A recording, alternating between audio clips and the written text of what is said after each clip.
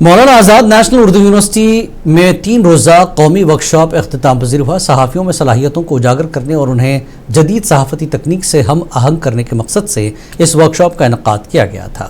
Library auditorium میں منعقدہ اس workshop میں تجربہ کار صحافیوں نے نوجوان صحافیوں کو صحافت کے گر سکھائے۔ اس موقع پر یونیورسٹی کے وی سی پروفیسر عین الحسن نے کہا کہ صحافیوں کو وقت کے ساتھ اپنی تکنیک کو اپنا کر اپنے رول کو مؤثر بنانا چاہیے۔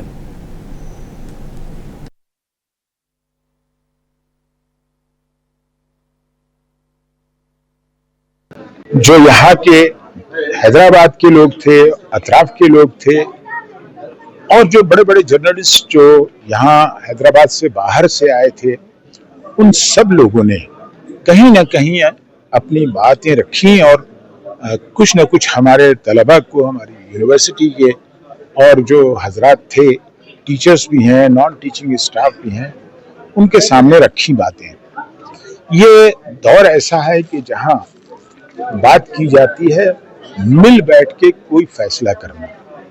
اس کے لیے مانو کی زمین ہمیشہ ہموار رہی ہے، اور یہاں آپ کسی بھی عقیدے سے، کسی بھی پولیٹیکل افیلیشن سے تعلق رکھتے ہوں، کوئی بھی نظریہ آپ کا ہو، سب کو یہاں اجازت ملتی ہے اپنی بات کو رکھنے کے لیے۔ ہم کسی کو بھی مایوس نہیں کرنا چاہتے، لیکن ہاں، چونکہ یہ ایک ادبی دائرہ ہے، چونکہ یہاں پر یہ ایجوکیشن کا سینٹر ہے، اس لیے بات جو بھی ہوگی وہ اکیڈمکس سے ہی ہوگی۔